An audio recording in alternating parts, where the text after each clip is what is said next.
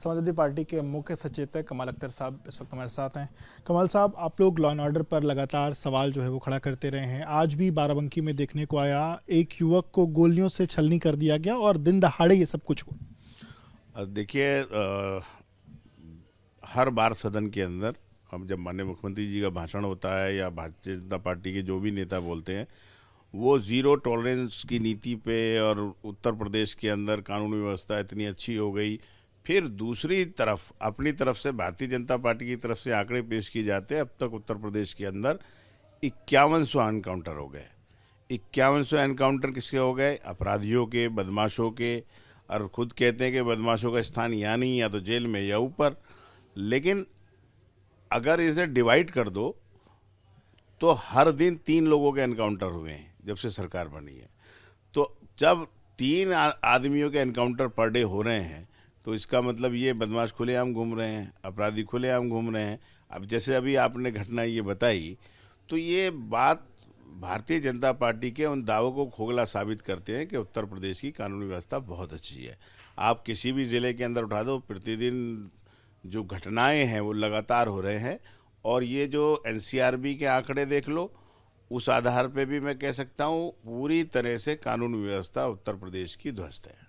आपने एनकाउंटर पर सवाल खड़े किए। आज भी सुबह से सोशल मीडिया पर एक वीडियो वायरल है देवबंद जेल का, जहां पे एक कैदी ये बता रहा है कि उसका फेक एनकाउंटर हुआ, उसको रास्ते से पकड़ा गया और पुलिस ने उसका फेक एनकाउंटर किया। नहीं, मैं क्या कह रहा हूँ, मैं ये कह सकता हूँ कि अगर जैसे हमारे मीडिया वाले स्टिंग ऑपरेशन करते हैं, जैसे करते थे बहुत पहले से, कई जगह होते थे, या स्टोरी करते हैं, अगर ईमानदारी से आप स्टोरी करने लगें तो मैं कह सकता हूं कि हर दूसरा एनकाउंटर फेक है।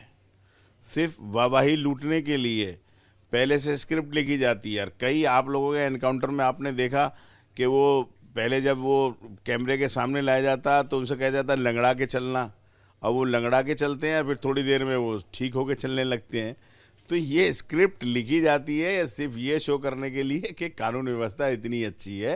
तो अच्छी स्क्रिप्ट लिखने के लिए, लोगों में एक भ्रम फैलाने के लिए इस तरह के फेक एनकाउंटर किए जा रहे हैं। समाजवादी पार्टी अपना कुनबा लगातार बढ़ा रही है। अभी 15 तारीख को इस बात की सुबह है कि नसीमुद्दीन सिद्दीकी आपकी पार्टी में शामिल हो रहे हैं। कितना फ़ायदा आपको लगता है कि 2027 के लिए ऐसा ये होने जा रहा है? देखिए, कोई भी नेता है जो समाजवादी पार्टी की, माननीय नेताजी की और माननीय अखिलेश यादव जी की नीति, सिद्धांत और उनके कामों में विश्वास करता है, और जो सेकुलरिज्म के रास्ते पर चलकर इस देश के अंदर अमन, शांति, भाईचारे की बात कर कर जो समाजवादी नीतियां हैं उनको फॉलो करता है, तो समाजवादी पार्टी ऐसे हर आदमी का स्वागत करती है कि वो समाजवादी पार्टी में आके और जो भारतीय जनता पार्टी की नफरत की राजनीति उसे ख़त्म करने के लिए समाजवादी पार्टी का सहयोग करें। हाल के दिनों में देखा गया बसपा के जो तमाम बड़े कद्दावर नेता रहे वो समाजवादी पार्टी के साथ है। लालजी वर्मा की बात की जाए, अनीस अहमद खान का भी जिक्र हो रहा है कि वो भी आने वाले हैं।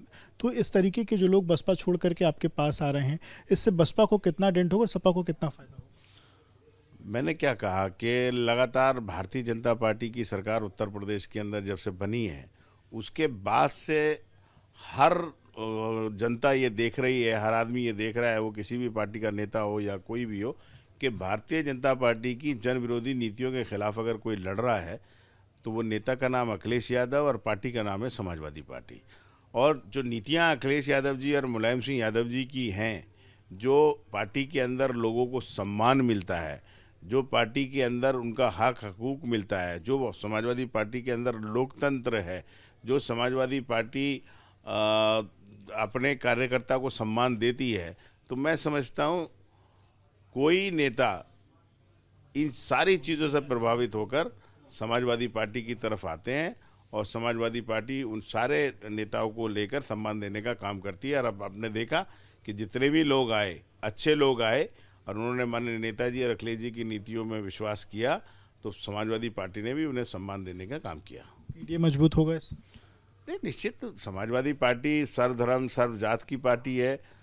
जहाँ तक पीडीए की बात है, तो पीडीए के लिए लगातार पीडीए का कुनबा बढ़ रहा है, और लगातार समाजवादी पार्टी के अंदर ऐसे लोग आ रहे हैं जो आने वाले 2027 के अंदर भारतीय जनता पार्टी को इस उत्तर प्रदेश से हटाने में पार्टी की मदद करेंगे। एक आखिरी सवाल, आजम खान को लेकर के जो तमाम एक तरीके से समाजवादी पार्टी को लेकर के जो देखा जाता था, उस बीच में जो तमाम ऐसे बड़े मुस्लिम नेता आ रहे हैं, क्या वो कमी कहीं पूरी हो पाएगी?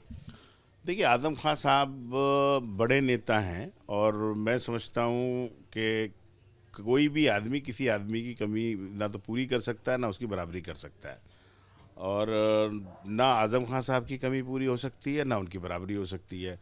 और समाजवादी पार्टी में जो उनका सम्मान है, जो उनका कद है, जो उनका रुतबा है, वो हमेशा रहा है, और जो उनका आशीर्वाद है वो भी पार्टी के ऊपर हमेशा रहा है। और हम लोगों को पूरा विश्वास है कि अदालत से उन्हें न्याय मिलेगा और वो बहुत जल्द हम लोगों के बीच में आशीर्वाद के लिए मौजूद होंगे। बहुत बहुत शुक्रिया बात करने के लिए। तो आपने कमल अख्तर साहब को सुना, जिन्होंने एबीपी न्यूज़ से बातचीत की। कैमरा प्रेम सिंह के साथ विवेक राय, एबीपी न्यूज़ लखनऊ।